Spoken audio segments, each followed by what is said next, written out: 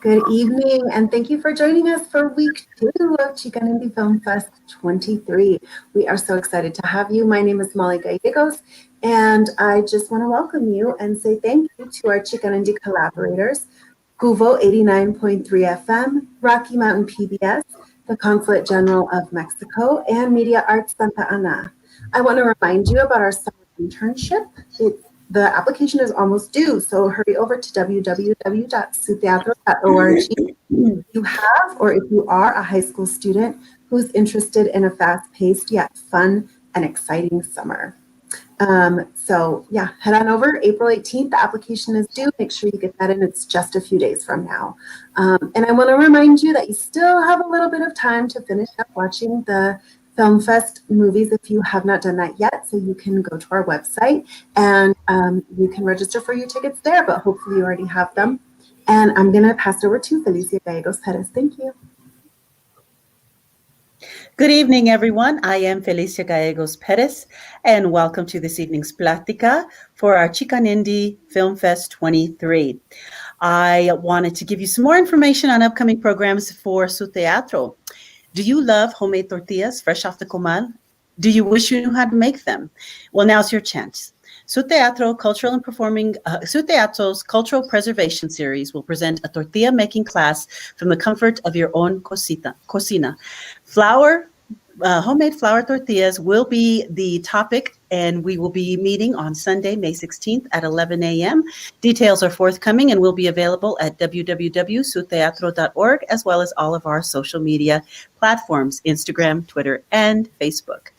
Also, we want to remind you that this weekend, the 7th ever WordFest and Artists of Color Summit is beginning. It kicks off tomorrow, April 16th at 1 p.m. with a Film Producers Academy workshop given by our partners, Media Arts Santa Ana. This year's festival will feature new work in progress by artistic director Anthony J. Garcia, The Sun Serpent by Jose Cruz Gonzalez, and some other very exciting events. So don't forget, that's tomorrow at 1 p.m. Mountain Time. You may sign up for that by going again to www.suteatro.org. I would like to take a moment to welcome our guests this evening. Tonight we will be featuring on our Platica the Consul General of Mexico, Bernice Rendon Talavera. And we will be having our Executive Artistic Director, Anthony J. Garcia, facilitating the conversation. So take it away, Anthony, and welcome again to our evening. Thank you, Felicia, y buenas tardes, más o menos, o noche, Berenice. Welcome. Thank you for joining us on this conversation. We're very excited. I want to first start off by saying how much we appreciate all the support and the work that the Consul General has given us in order to make this festival a success. It's been wonderful. We have tremendous films. I hope people are out there enjoying them. Mexico makes wonderful films, and you've been so generous in making them available. How are you doing this evening? Fine, thank you, and I'm very happy to be also here with you and to thank you for this participation from Mexican films. These are very recent films from the last 8 years, so I hope that everyone is watching them and find them interesting. Thank you so much for including us also in the program. Can you tell us a little bit about what the Consul General? The Consul General has been in town for many, many years, and we were talking about our old connections here and stuff. Can you tell us about how you're functioning, what's going on over there right now, especially during this time of COVID, you know? Yeah, well, the consulate has been or was established in Denver since 1893. So we are currently 28 years old here in Denver. So that's the first sign or the first example of how far our connections with Colorado go back. And so we are always reminding this because the consulate has been here because of those connections and because of the population of Mexican or Hispanic descent that keeps those connections alive along the years, and the huge Mexican community, the ones that were born in Mexico that are also here. So this is a very interesting state to be in. So the consulate here represents the government of Mexico and the Mexican community in all aspects of whatever we do, services, relations, cultural relations is a very important part of our job. And this participation in your program is part of that cultural activity that we try to bring to Colorado. You've also been very, very involved in the cultural exchanges with bringing work from Mexico. Can you talk a little bit about some of the pieces that you've done?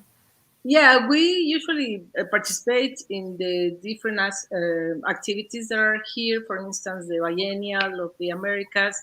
We have worked with also the Museo de las Américas with the Day of the Dead. This is the second year that we participate in the XicanIndie Film Festival, and we are happy to do that. Also, for Fiestas Patrias, we're always doing something. That's a very important day, holiday for Mexicans here in Colorado or all over the United States. So there's always something different. For instance, next month there will be an opera's activity from the Colorado Opera at the Botanical Gardens with some opera singers from one from Mexico and one Mexican American, and they will be singing canciones de mi tierra or something like that. So there is always something that we take part in, so people here know about Mexican culture besides what is usually known about Mexican culture. And films are always very interesting and very important to show what's going on in Mexico with the film industry, the independent film industry. Do you want to talk a little bit about the independent film industry? Yeah, well, this has been growing along the years. Last year, for instance, with the 20 years of the exhibition, the first exhibition of Amores Perros. I don't know if you remember that movie. I do. González Iñárritu. That's been already 20 years. And I think that created a boom from new Mexican producers, new Mexican directors. And they are usually promoted through what we call INCINE, which is the Mexican Institute for Cinematography. And they are the ones that are in charge of promoting filmmaking in Mexico, promoting the knowledge of those films out of Mexico. And the four movies or films that are presented this year in your festival are part of the INCINE catalog for 2021. And these movies go around the world. So we were very interested to have some of them here in your festival. So there are a lot of independents. For instance, one of the films made in Bangkok is from an art director, an Argentinian Mexican. And the other one, I think, Workers, is from a Salvadorian Mexican. And more these films are not the commercial type that you can see in any theater. It's mostly films that address different issues, social issues that are going on in Mexico. Immigration, of course, is one of the issues that you see reflected in these movies. But one made in Bangkok is a film about a transgender opera singer, an actual opera singer in Mexico that went through the process of changing, and is the process of her going to a beauty pageant to get the money to have her surgery. That's a very interesting movie. I like it very much. Workers is about immigration, the workers of a house in the United States. And then we have, the other one is very interesting, Tiricia, which is sadness, but a deep sadness. And that's filmed in a very remote poblado or población in the Oaxaca Mixteca Sierra. And it's very interesting. It has to do also with migration to the United States, but also is the the role of Mexican women that are left behind in the small towns in Mexico because the husbands migrate to the U.S. and has to do with poverty, also how the lack of other resources for the less privileged Mexican populations, how they deal about all these issues to survive, actually. So, and the other one is Te Prometo Anarquía, and this is a very Mexico City film. Two young men that like to skateboard all over Mexico City, but they get in some kind of trouble, and that is also a very interesting film. I like the four of them, and I think that brings a lot of issues that we can discuss, or that the people that watch those films can think about. What are the problems that we face in Mexico in different spheres?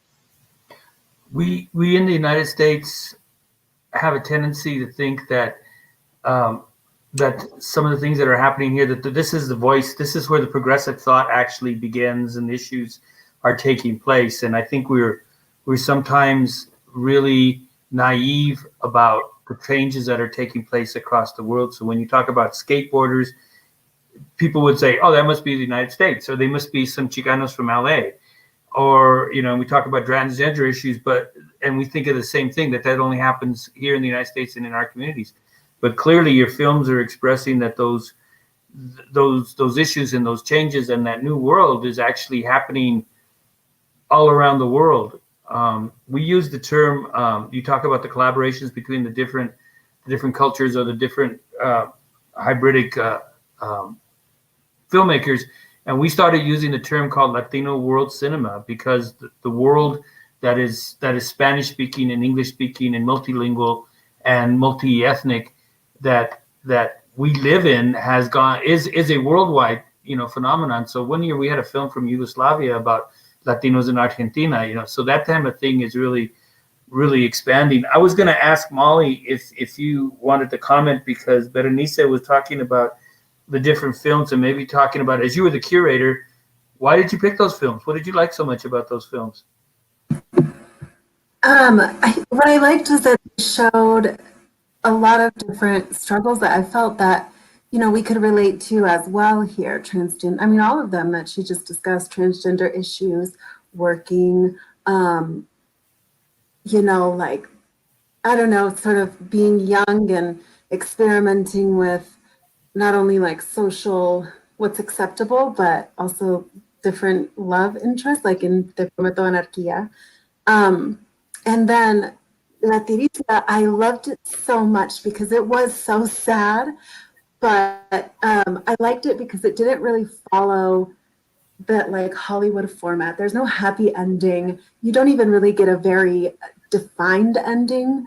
But I love that it showed the people left behind. Like in immigration stories, I feel like we often follow the person immigrating, but we don't really get to look at the people they leave behind and what their lives are like. And like, of course, the wife is going to find a lover. Like that makes so much sense, but we don't think about those things, you know? And I just found it to be fascinating and beautifully shot. So.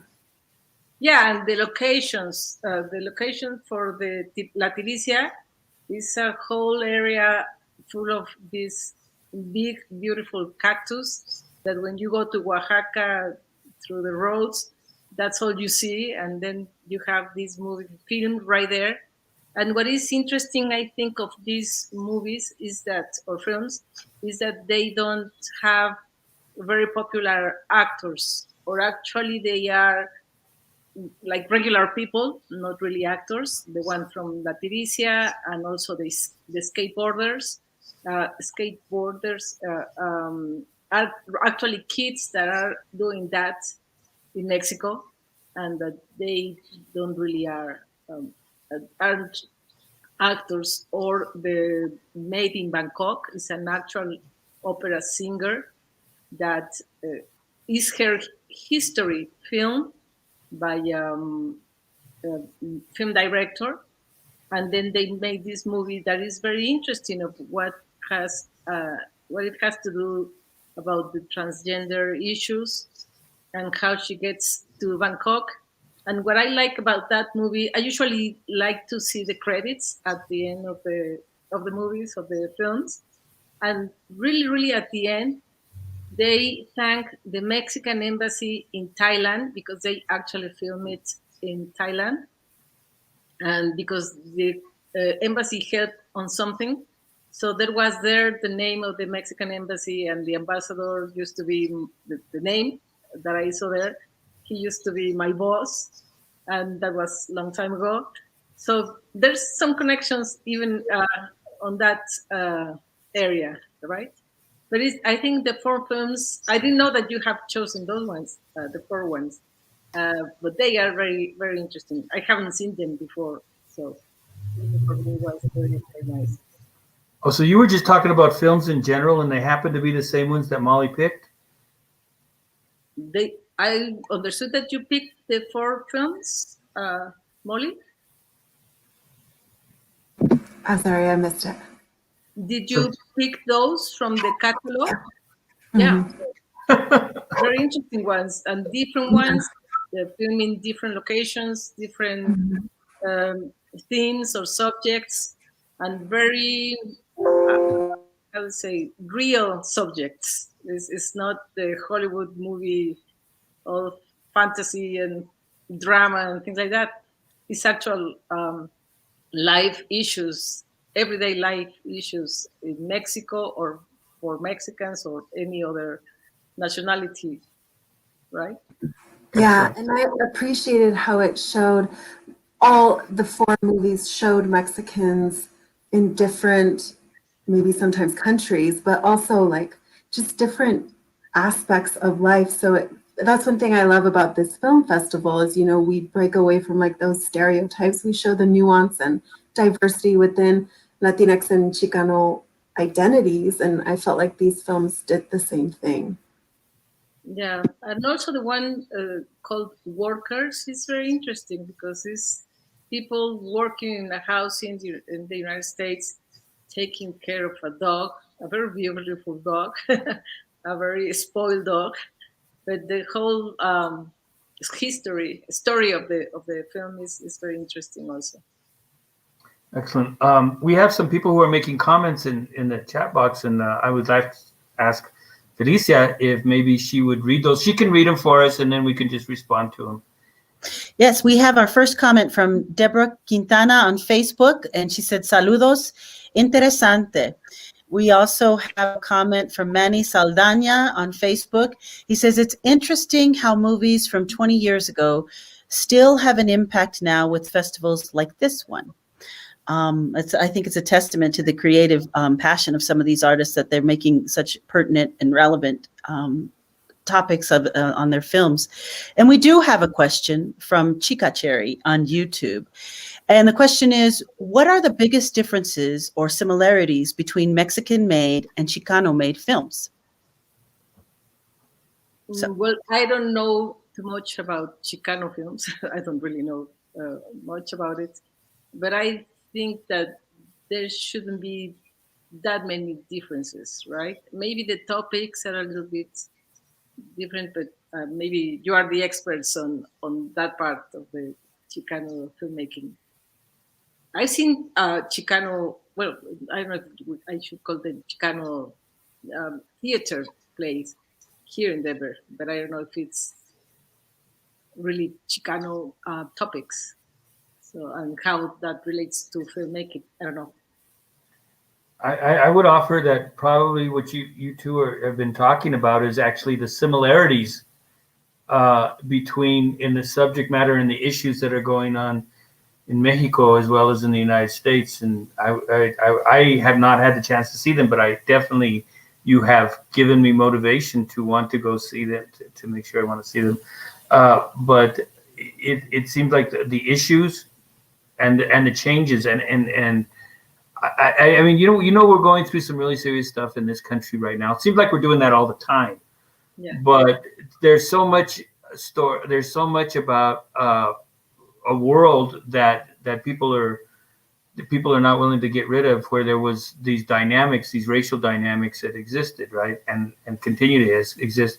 But what you're expressing, I mean, when I heard you expressing about the films and what's happening with Mexican Americans here in the United States is our next generation is moving forward with a lot of other things and a lot of other visions that don't include ourselves as second-class citizens, and opens ourselves up to the rest of the world and recognizes the relationship that we should have only pride in our relationship with Mexico, and the pride that they should have in us in recognizing our connection. So I would offer that what we see is really very much a lot of similarities. I always say that Chicanos we call the film festival the XicanIndie because it's a Chicano independent filmmakers festival, and that it is almost synonymous, right? It's almost a redundancy to say Chicano and independent filmmaker, because the major studios are not making films with Chicanos running them or being supported by them. So consequently, almost any film that is a Chicano film is an independent film, and we see that reflected so much in the short films, the short subject films that we've been running. So that would be my take on this. We do have. Do you have another comment, Felicia? Why don't we go to that one? Oh, it's just about me. Ha. Well, there's a question there too, so I'll read the comment and then the other question. Okay. So All right, the comment. Go ahead. No, go ahead, Felicia. Go, and then we'll go from there. Okay, the comment is from Angel Gutierrez on Facebook. It says, Tony, great to see that you and Su Teatro are striving after all these years. Cheers. And so our question is, again, from Manny Saldana. He said, do you guys think filming a real life event issue is more impactful as opposed to a fictional one? I think it has more impact, yes, because you can see the reality of things, right? These 4 films are actually kind of real issues that you don't get to see that you only get to see in the independent filmmaking.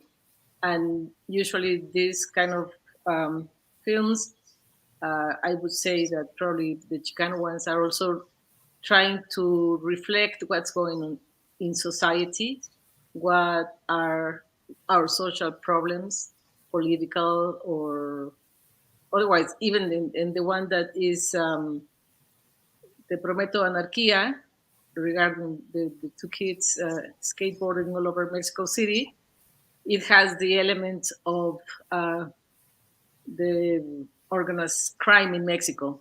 It seems like that's a criticism from my part, probably, that you don't get now the movies or telenovelas that has Mexico in the theme, in the topic, that is not related to the crime issue, to the mafia issue.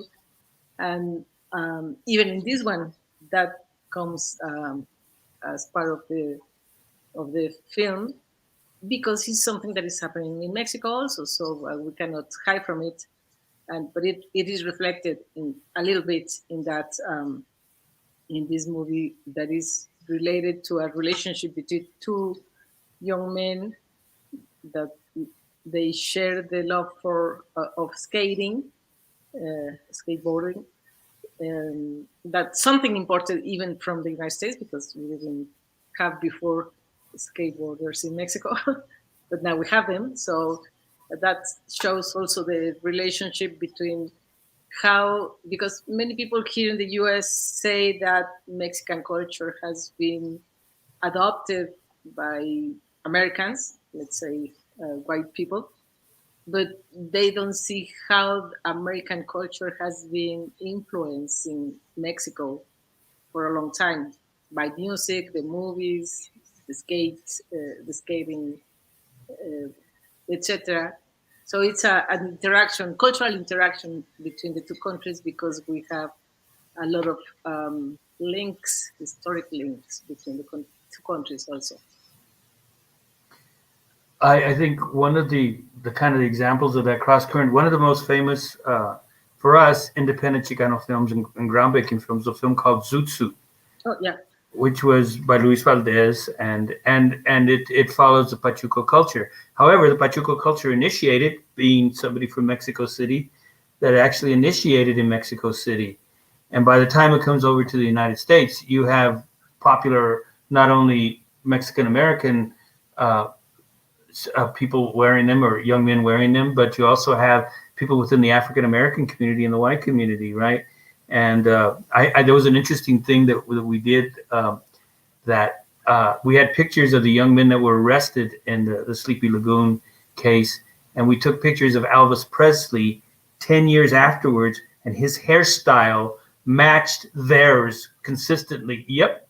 And it came, and Elvis Presley was doing Mexican stuff and had no idea he was doing Mexican stuff. So that cross-pollination is, and it's been something, the United States is very good at appropriating, but doesn't understand necessarily that a lot of times that stuff comes back to us, and it comes back to us in a much greater form.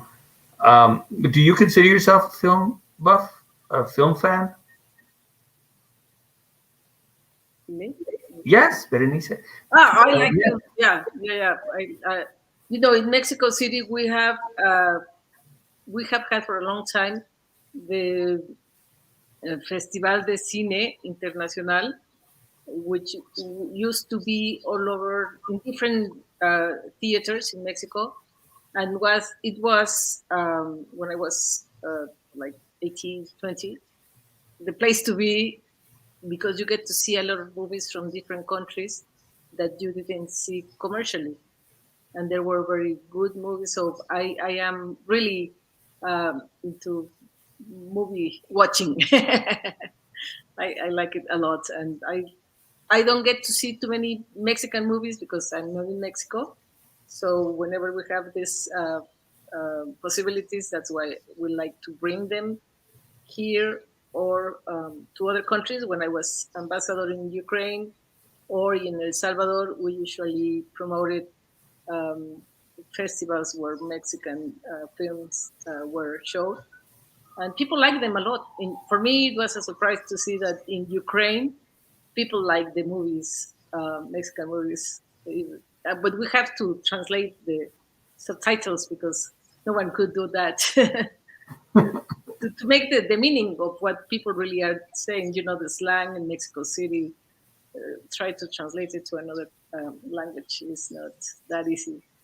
But you like to do that, so people get to see them, and because you like films. Yeah. Yes. So, Molly had another question she was going to read. This is also, just for the record, Manny Saldaña is one of my students. I teach a film class at Metropolitan State University. Oh, okay. And he's a really sharp guy. He's actually made a film that was in the festival. He's in a banda. He plays a bass player. So there's a little background on Manny, but he does have another question for you. So this question is in Spanish, so you can respond in Spanish or English, up to you.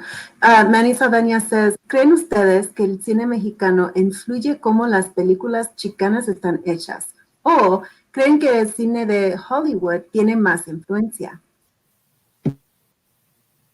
En el cine chicano, yo creería, pero no estoy segura, que es Hollywood quien marca las pautas, porque en México pues también lo vemos, me imagino debe ser parecido, y eso es la importancia de lo que significan estas películas, que son independientes, de estos festivales de films independientes, que le dan espacio a la gente que no quiere hacer películas hollywoodenses, ¿no?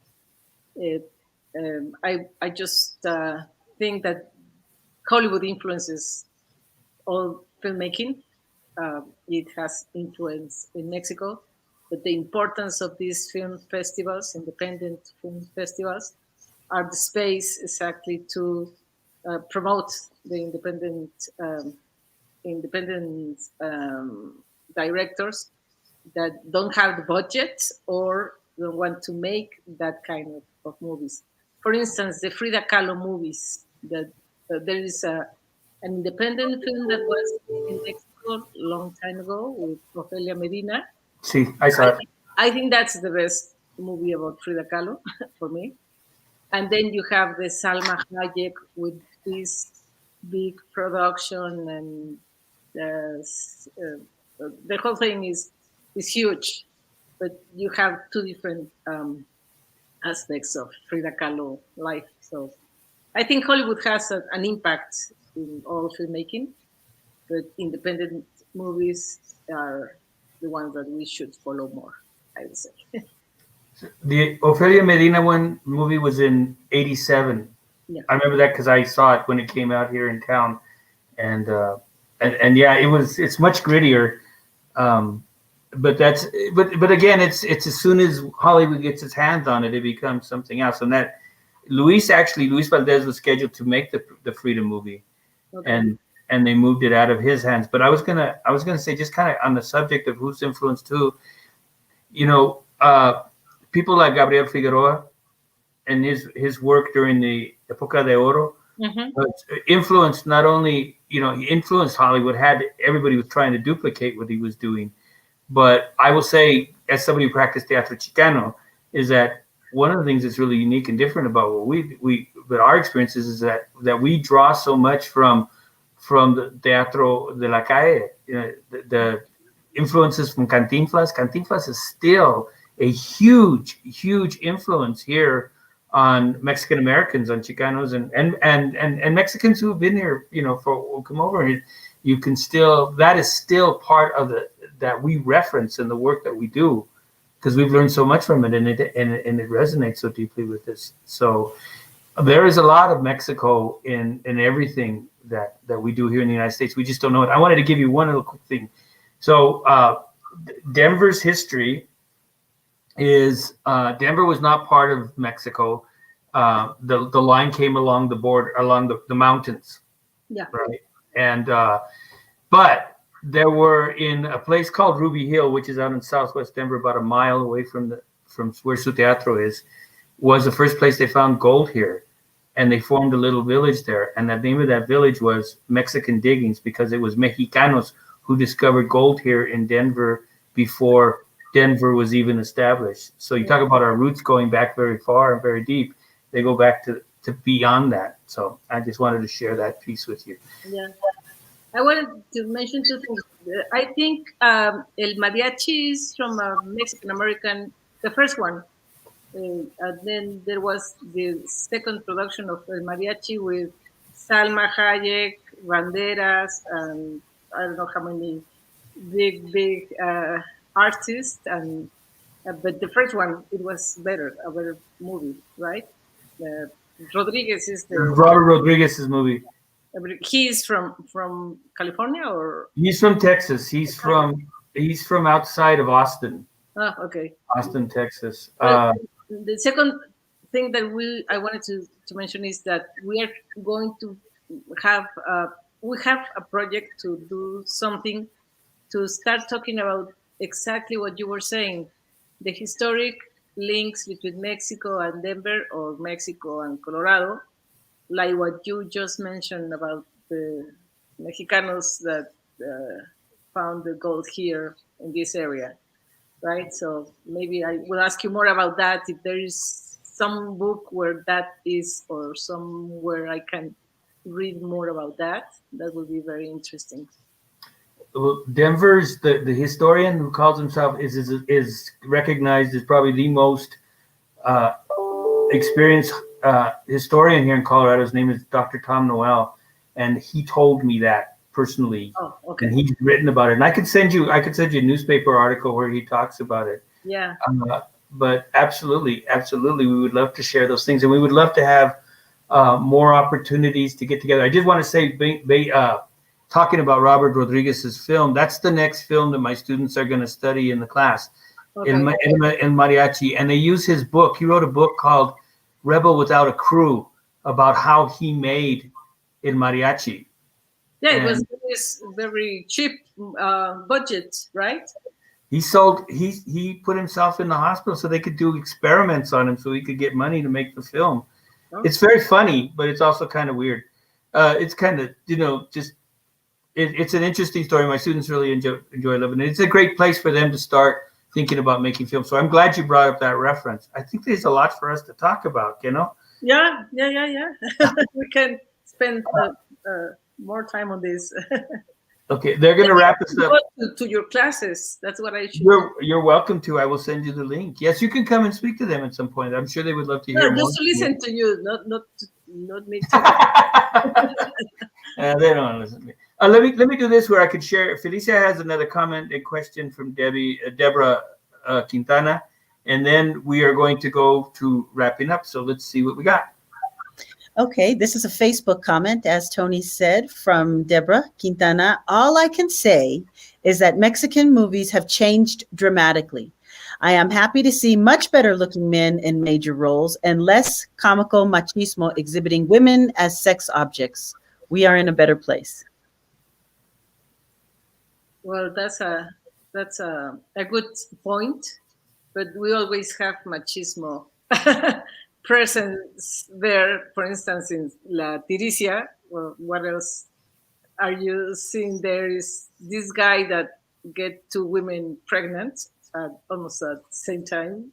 So more machismo than that, you cannot take. But it's different, and I think, as you were talking about the época de oro del cine mexicano, well, it has evolved a lot, but it's always good filming when it is kind of independent, not the commercial movies. And I think we can talk about Cuarón, González Iñárritu, Del Toro. Their movies are now more produced as in the US, Hollywood type, but they are different. The focus on the movies usually are different, reflecting social issues, right? Like Babel. Babel was a movie that really impacted me the way it was filmed. So they get these big directors now. They get into Hollywood filmmaking, but also they have their own perspective on different things, right? Well, after Hollywood swallows up everything, then it has to look for another place to eat, I would offer just a couple of things. Is that one of the things I've noticed about the filming in Mexico, the films we're getting and the independence it's showing, we're starting to actually see people who are darker skinned, more, other people of color in there. So much of the films that we get in the mainstream from Mexico are, I always call them white people talking Spanish really fast, essentially, because that's essential. But more and more as our consciousness changes, I watch films, US films that are maybe 10 years old, and everybody in the cast is white. And they're all walking around moving like that's the real regular world. And you have to almost be consciously in a place to exclude that. That's what I take away from it. I was watching the film today, and it was a comedy, and there's like everybody is white, and they're living in a completely white world. And you say, you can't have that world, and especially today, without consciously excluding. So that would be something for me, as I watch so many of the films. It's usually if they're a comedy and they're light and they're coming from a Spanish, and it's not just Mexico, but it's the other countries as well. Spanish-speaking country, the people are very light-skinned and look like they're white actors from here. And because it's meant for a Spanish-speaking audience, it's really fast.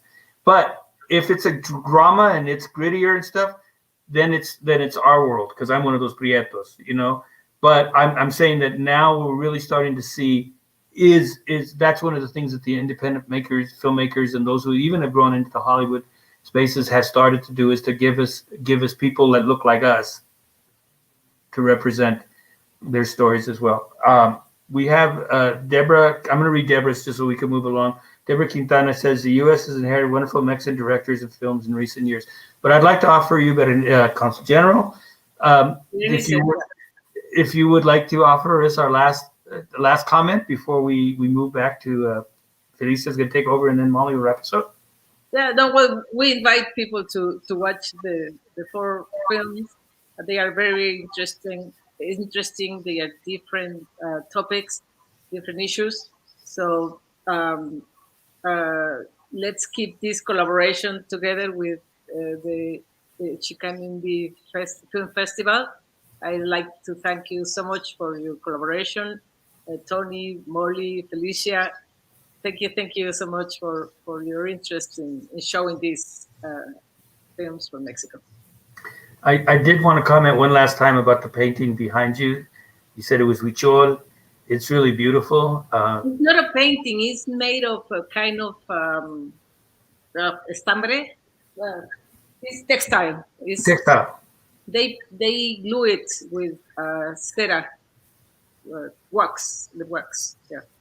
It's not painted. It's kind of a thread making all the figures. That's a very nice one. I love it. No, it's gorgeous. It's gorgeous. Well, thank you for your time, Berenice.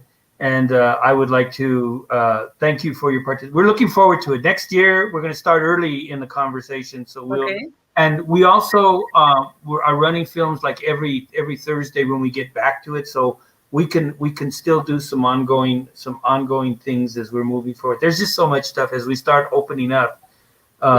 There'll be a lot of great collaborations. Su Teatro is getting ready to celebrate its 50th anniversary. And I think there's some great things that we really appreciate your participation and this relationship. In closing, I'd like to pass it off to Felicia Gallegos Perez. Yes, thank you very much for joining us this evening, everyone. I'd like to remind you that we have events still going on throughout the weekend, particularly tomorrow. We will be kicking off our Artist of Color Summit with a 1 p.m. Film Producers Academy. We highly encourage everyone interested in the XicanIndie Film Fest, people who submitted, people who have been watching, please sign up and take part in this Academy workshop. This is offered as a free service, and we want to make sure that we connect our artists of color, especially in film for this particular festival. Also remember, save the date, Sunday, May 16th for our virtual cooking class. Details are forthcoming at Su Teatro. And tomorrow we invite you back for a 6:30 p.m. Platica for Bride Plus One. We hope you join us for that as well. And now I will pass it off to Molly Gallegos, who will wind everything down for us. Thank you very much. Thank you, Felicia. I just want to remind you really quickly about our summer internship. If you have or know or are a high school student who's interested in a fast-paced and eventful summer experience, like the one at my house, you can look no further than Su Teatro's summer internship. Our applications are open now, but they close on Sunday, so hurry up. You have very little time. You can find the application at www.suteatro.org. I also want to thank our collaborators, KUVO 89.3 FM, Rocky Mountain PBS, the Consulate General of Mexico, and Media Arts Santa Ana. Thank you so much for a wonderful conversation, and we'll see you tomorrow.